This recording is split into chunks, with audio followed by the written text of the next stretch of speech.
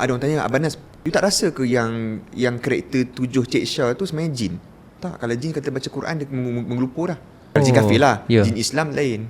Setakat ni pengalaman saya dengan jin Islam tu baik-baik lah. Walaupun kadang-kadang kita nak kena hantar dia, kalau jadi grab lah. Tadi mengong tu, yang suruh hantar tu jin Islam lah.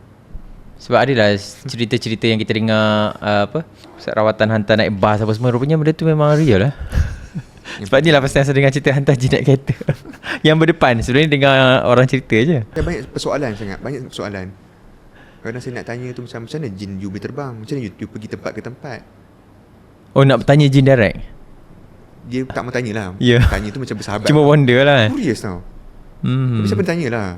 Bila orang tu kena masuk, siapa tanya, macam mana kau daripada sini tiba-tiba kau pergi ke sana? Negeri tu jauh-jauh kot. Kau terbang ke, kau berjalan ke? So, jawapan yang jin tanya tu dia tak tahu. Dia tak dapat jawab. Sebab mungkin kehidupan berbeza, dunia berbeza. Dia jawab macam ni. Apa soalan kau ni? Aku tak faham lah. Oh. Mungkin tak faham. Tanya pesakit tu. Tanya pesakit tu. Dia kita kurius tau. Dia macam kurius yang tak dapat nak simpan kurius tu. Sebab saya setiap hari benda harian saya yang saya hidup sekali. So banyak kali sangat kurius tau. Kau ni bentuk kau macam mana? Sebenarnya kau boleh bertukar di burung tak? Kan dia tanya tau. Tanya benda besar tak? Dia jadi kurius macam. Lepas tu dia tak faham soalan tu Kadang dia tak faham soalan. Apa soalan kau ni? Okay.